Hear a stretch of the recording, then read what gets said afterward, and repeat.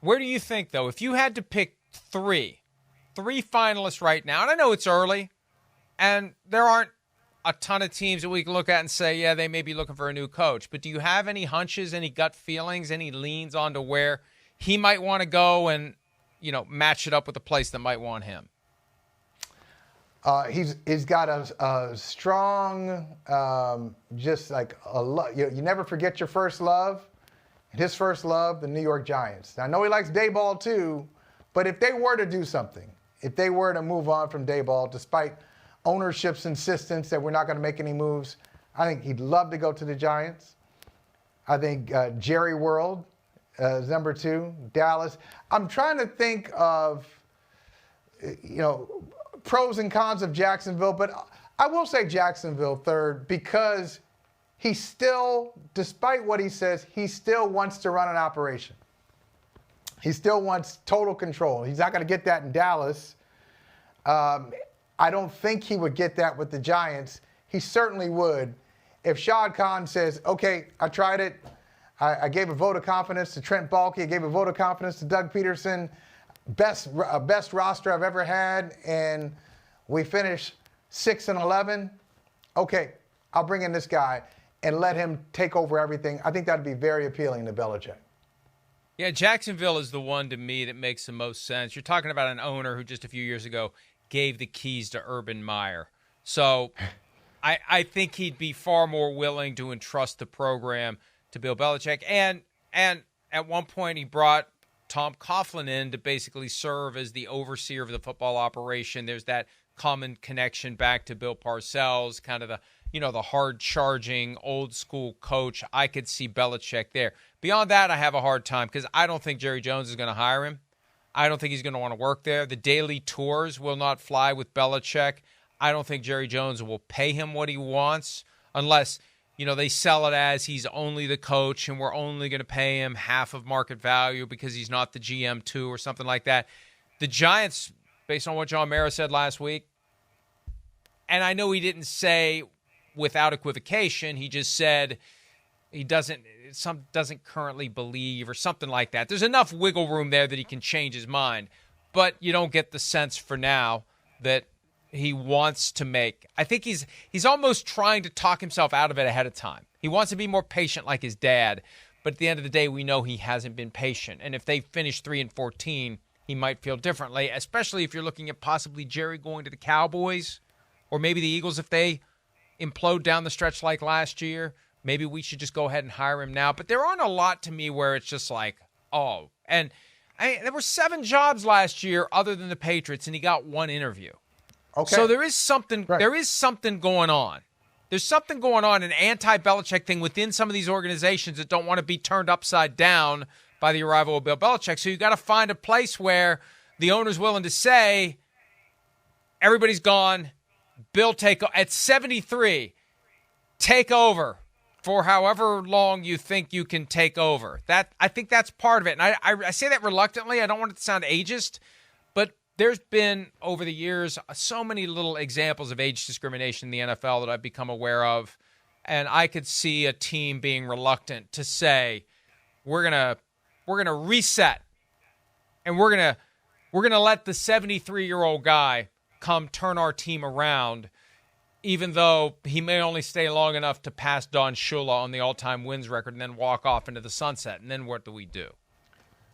I don't think it's the age, though, for him. I think he's intimidating. He can intimidate people. People have heard the stories. And so when I tell people, he's actually very funny, and you're like, really? I'm like, yeah, he's got a great sense of humor. Or that he's a great listener, which he is. Now, he's a great listener, but on the flip side, he'll still do, if he's very passionate about, hey, this needs to happen, he'll listen to you and still do what he wants to do anyway. But I think a lot of times, and I've heard a couple of scouts have said this, a lot of times when he's just staring at you, they think, oh, is he judging me? No, he's not. He's just listening to everything that you say. He's got a photographic memory. And so he'll refer to this conversation maybe 6 months later or a year later. Hey, remember you told me this? We were standing by the door and you said that kind of thing. So that really is unnerving to a lot of people. And imagine if it's like that Tom Coughlin situation where he went to Jacksonville and Dave Caldwell, I think, was the general manager, and there's this guy there over the football operation. For some teams that already have a general manager, and Bill Belichick is coming in and saying, yeah, I can work with the general manager like he said in Atlanta, I could understand if they say, I don't believe it. No way. If we hire this guy, we're really firing ourselves. So I think some teams are intimidated by that. But, Mike, you said he wouldn't work for Jerry Jones. He got one interview. You said it. One interview. So the market is not that robust for Bill Belichick. I think at this point, he'll take what he can get because and the last thing I'll say on it is like really smart football person said to me, and someone who knows well, said to me last year, he said, and this is when Belichick was still coaching the Patriots. He said, do you know what matters most to Belichick? It shouldn't. What matters most to Belichick is beating Don Shula. He desperately wants to have that record. And he's, 14 wins away from it. And whether it's in Dallas or Jacksonville or the Giants, I think if he has an opportunity to get closer, chop away at that record and chip away at it, he'll do it.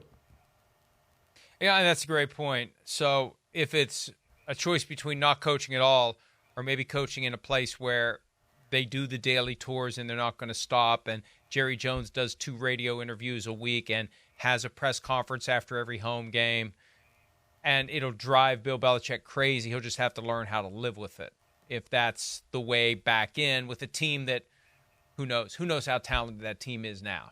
3 straight seasons of 12 wins. This year they're already at 4 losses. But, yeah, he's going to have to – I guess your point is if he wants to catch Shula and also maybe stretch the rubber band far enough that he doesn't have to worry about Andy Reid because Reid's coming up on the outside. Big Red. Big Red is making a move that most people don't notice, but he's got Patrick Mahomes, and he's won 13 straight games, counting the postseason.